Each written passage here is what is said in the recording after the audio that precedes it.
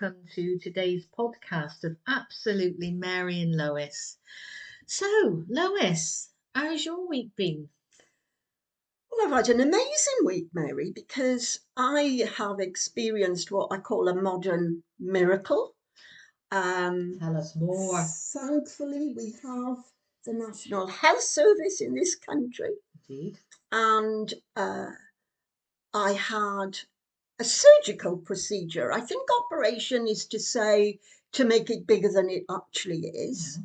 But with my right eye, I had a cataract and my vision was quite poor compared to this eye.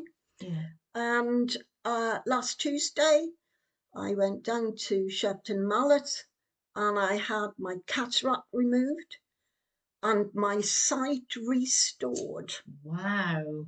Wow, that's And I didn't amazing. realise just how beautiful you are, Mary.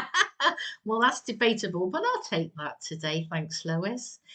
But it's so you were once blind and now you see. I was once blind. I wouldn't say I was blind, but my vision was pretty poor in this eye. I'd already had this one corrected. It's amazing what we put up with, isn't it?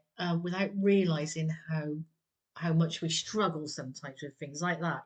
Yeah, It's like getting your eyes tested, isn't yeah, it? And then you have to wear glasses, yeah, and yeah. suddenly you can see everything, and it's like, oh, I didn't know that was that colour. I didn't know that was so bright. I didn't know that looked so good. I didn't know I was so beautiful. I know. And I tell you what, I haven't had sight like this since I was a child. Oh, that's really good news, And Lois. I was just fascinated Mm.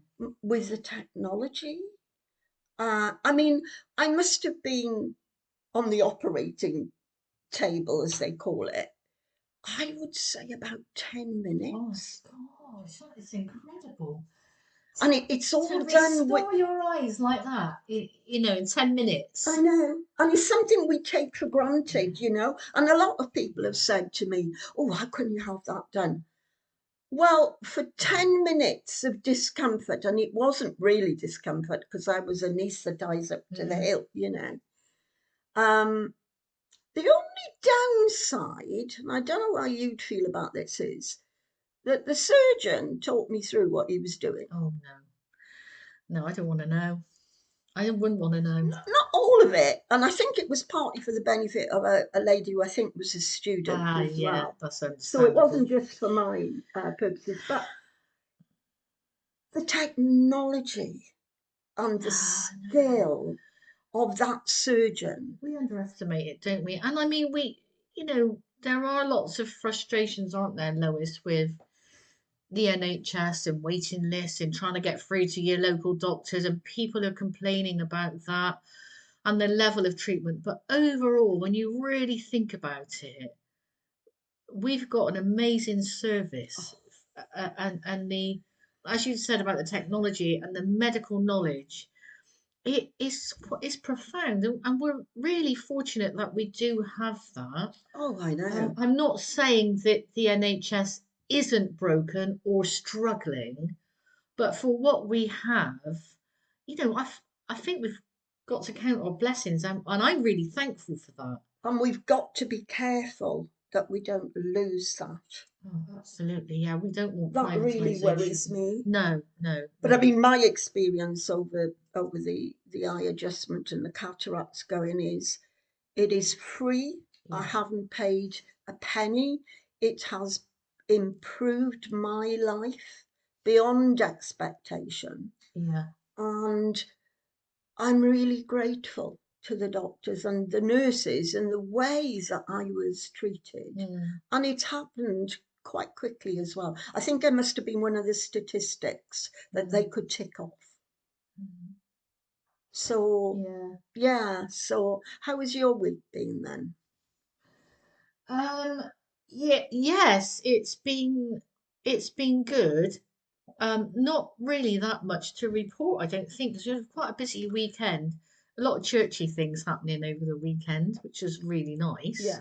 I mean, they're always like, I find that wherever I go, working for the church is a real privilege. But wherever I go, I'm always eating and drinking.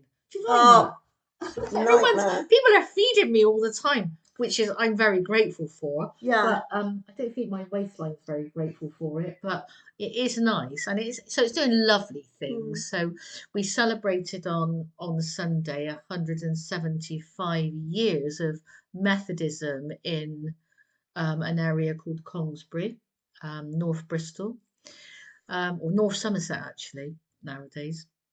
And that was really lovely, wasn't it? It was A super, nice yeah. spread, nice sandwiches And a and cake. brass band. And the brass band is phenomenal. Do you know, I think they must be the best ones I've heard. They were incredible. Yeah, so I'm hoping that our minister books them for Christmas actually, because I that would, think he has booked them oh, for Christmas. amazing. So yeah, so that's nice. I was over the moon because I was boogieing in church. Oh, I good, yeah, thought, yeah, you've got to move to this stuff, you yeah. know. So It does. The sound is just it's such a there's such depth to it, and it's really it does uplift you, doesn't it? yeah. And they're just amazing And it musicians. lifts the singing as well, Amazing, doesn't they're it? amazing Yeah, musicians, aren't they? yeah. Yeah, no, that was really I nice call as it well. soul food Yeah, when yeah, you hear music like that. So it was a great yeah. celebration, wasn't it? And I think this sounds really sad, doesn't it? Saying this sounds sad saying this, but one of the highlights of my week so far is finding a really good drama to watch, and I've loved that. It's given me a new lease of life. This drama, to because it.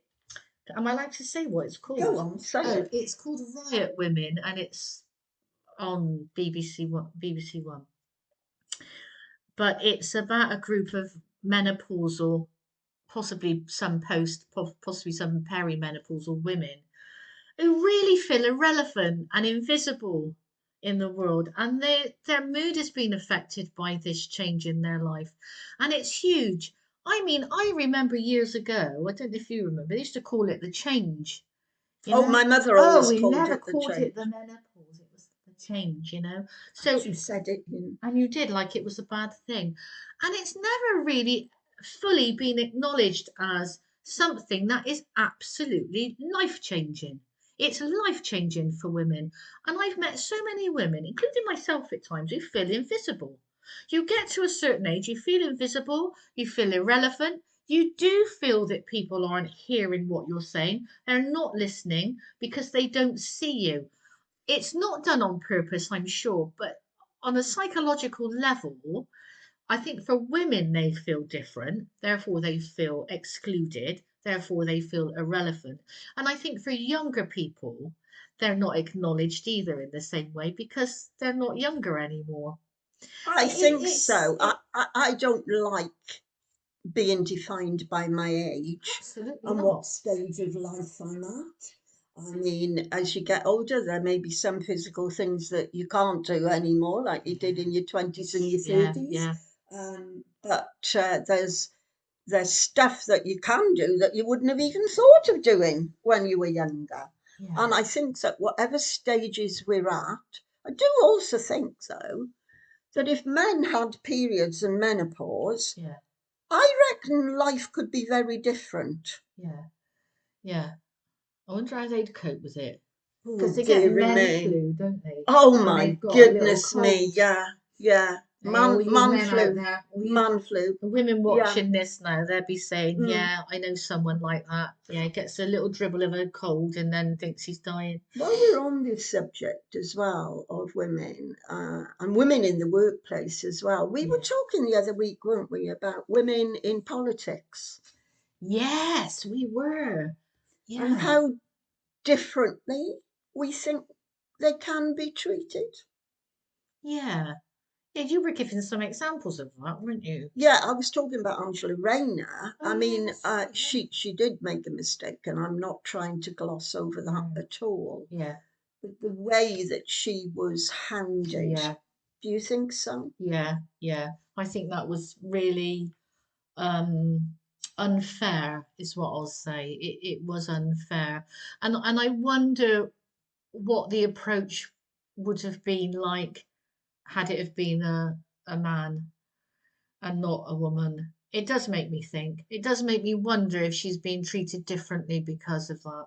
Hmm. Maybe not intentionally or purposely, but I don't know, maybe Are we like that culturally?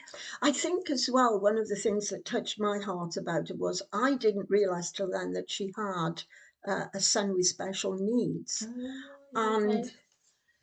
part of her thinking, although not to say she didn't make a mistake and she didn't, she did break the ministerial code, but a lot of the driving force behind that was to protect her son and at all costs to protect his privacy. Yes, yeah. And you And can't blame her as a mother, can you? no, I and mean, I can certainly understand that mm, from her. But I mean, you don't get you don't get the same handing of somebody like Nigel.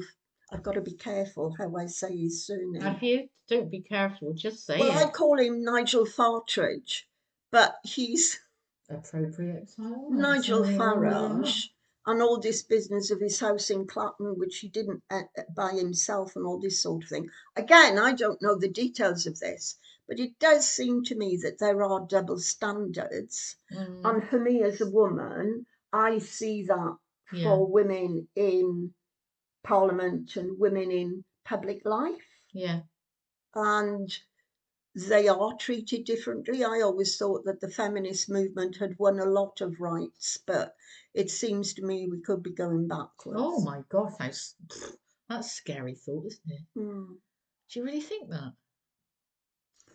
Well, Have you seen evidence of that in other ways apart from that very publicised issue with her? well, well, what about Rachel from accounts, as they call Rachel Reeves? Oh yes, yeah, She's the Chancellor of the Exchequer, yeah. and almost immediately, as soon as she started that role, largely men kept referring to her as Rachel from accounts, as if it was Oh, a. like that's quite derogatory, isn't it? I think that's quite demeaning, Yeah, as if she's just this menial account help or something like that, when in fact she is an economist. yeah. Something about the language. It's like minimalising her role, isn't it? It's Yes, minimalising it, and that's not fair. Wonder yeah. how she's. Wonder how she deals with that. I wonder how she feels. Well, she was quite upset in Parliament, wasn't she, on one occasion? Oh, I saw her crying. Yeah, that's Yeah, right. Yeah. I gather that was a personal issue, but Mm, I do think the way that she is spoken about in such a demeaning way, I just don't find acceptable at all. And it makes me all the more wanting to be supportive of women like yeah, her. yeah. And I was thinking as you were speaking about when you look at men sort of high up in politics. Well, look at Donald Trump. What do you call him? Trumpty Dumpty. Yeah, well, look at Trumpty Dumpty. Let's hope he falls off the wall anytime soon would be good. Um, Look at how he was back in when he was last in power in the United States. Yeah, and then he come to the end of his term, didn't he, of presidency? And then all this stuff come up, didn't it, about his dealings, some illicit things, proposed, and that there were to be investigations in and all of this. But he got off of every um what would you call it? Claim, not claim, but like what he was accused of What then. he All was the things he accused was of, accused yeah, of. yeah. Sorry, having a menopausal moment there. Um, he got off though, didn't he? All this stuff's thrown at Yeah. him, like to say that you're not really fit to be a president. So putting it in layman's terms, public, not really fit to be a president. Then he gets off of all this stuff that he's been accused of doing, and now he's a president again. And you can't help but think, would that be the same if it was a woman? I can't, I I very can't, much doubt it. I, I very I much doubt doubt it. it. I But doubt it. whilst we're on the subject of President Trump, I think we've got to give him some credit for what happened yesterday. I hold my hands up and agree. Yes. Yeah, I do. That was a good move. He bulldozed that move and it worked. He said, you do this or this is going to happen by this date. And it worked. It did work, But and I mean, I don't know about you, but as I was watching the hostages being returned to Israel, I mean, it was there were great scenes really of moving. rejoicing, and you Yeah. know, you couldn't deny the euphoria Oh, that was there oh my when God. the hostages were returned. But I Mm. have to say that when they showed the Palestinian prisoners returning to Gaza, they were returning to rubble. Oh, it was absolutely heartbreaking, and we cannot even really imagine what that must be like. Imagine that being here. You know, you think of yourself, don't you? You've got to put yourself in that position and think, that's like looking out into your wonderful. I can see a wonderful view from here into Lois's garden, and you just think there's nothing there. Be nothing there but rubble No. everywhere you look. Mm. Everything destroyed. You know, they showed It's heartbreaking. a young lad going back to try and find his house. He was on his own, and once he identified where his house had been, Yeah. he found a squashed suitcase, Oh my God. and it had his favourite hoodie in it, Oh and that was the only sign gosh. of um, what he had left behind, really. And it's My so sad. word. But going back to the subject of women, I have given up largely on BBC News, certainly national news. But yesterday morning, when all this was happening, Mm. Lise Doucette, I don't know if you know Lise No. Doucette, she's been a foreign correspondent, and I think she's originally Canadian, but she was covering all of this. Oh my goodness me. That is a professional lady, one professional lady Mm. that really raised the bar. What channel's that? That was on BBC News. Oh, is Lisa it? Dizette, Okay. she's been a foreign correspondent I'd know in her a if I'd lot, seen her. you would, Yeah. bit like Kate Adie used to be. They Oh used to be yeah, the I remember go-to Kate. person to go to Mm. places of conflict. Yeah. And yeah, Lise Doucette yesterday what did some incredible professional reporting Yeah. without with great humility and not taking sides, very, very balanced. Like with a like a real human touch like to it. Oh, I think she didn't did a see that. wonderful job, Yeah. but no, we didn't feel this week we could um, have this podcast without referring. Acknowledging that, yeah. It's a step in the right direction, isn't it? And although we are rejoicing that this has happened, it's right to acknowledge, isn't it, that there's going to be a background of trauma for these people. Absolutely. These people who are still grieving through trauma, but also through the loss of their loved ones, and they're still waiting for them to receive their remains. Yes. And bodies are being delivered back, if you like, to Mm, families, taken mm, back to mm. families. That and the grieving of families and the heartbreak will continue because that's the horrible process of grief, isn't it? Yes. Is that they will go through that. And that's on both sides, isn't it? And we do also need to acknowledge Lois, I think, is that this is just the beginning, isn't it? We Mm, can rejoice that this is yeah. come to this place and Mm, they've been set free. mm. Um, Well, what one friend of mine put on social media yesterday, how fearful he was that all these world leaders were gathering in Egypt to sign the peace. And I responded saying, I'm fearful of what comes next. yeah, yeah. You just hope that the powers that be would have the diplomatic skills, the passion of empathy, compassion, mercy, grace, all of those things, before they make decisions that affect all of the people on the ground level, because Absolutely. that's where it really Yeah. hits. And what worries me, Lois, is when people are up in the realm, if you like, and they're the ones making the decisions about what's going to happen next, is they forget that they are dealing with human beings. Mm. They are dealing with humans just as they are human Yeah. beings. Everyone precious. Everyone precious. Um, and that's what that would be my prayer anyway, that Yes. they would come into that with a heart of compassion for the Yes. world Yeah. that they're holding in their hands, really, those decisions that they're making. And that bothers me. And I think this is also, we were saying earlier, weren't we, that this is also what we see. We see this, don't we, as being two Christian women, really, that kind of following, say, for us, a gracious and merciful God, Mm.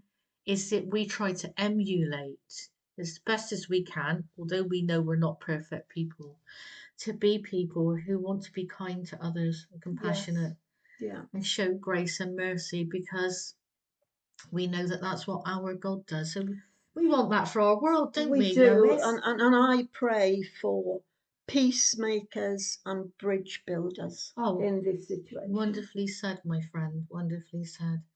And we all want that, don't we? So we hold our breath and we wait to see Yeah, what happens next. yeah. And we want to pray for the best and most peaceable ending in all of this. Yeah. Yeah. So, on that note, everyone, we're going to bid you goodbye. Have a wonderful week. We'll meet again next week.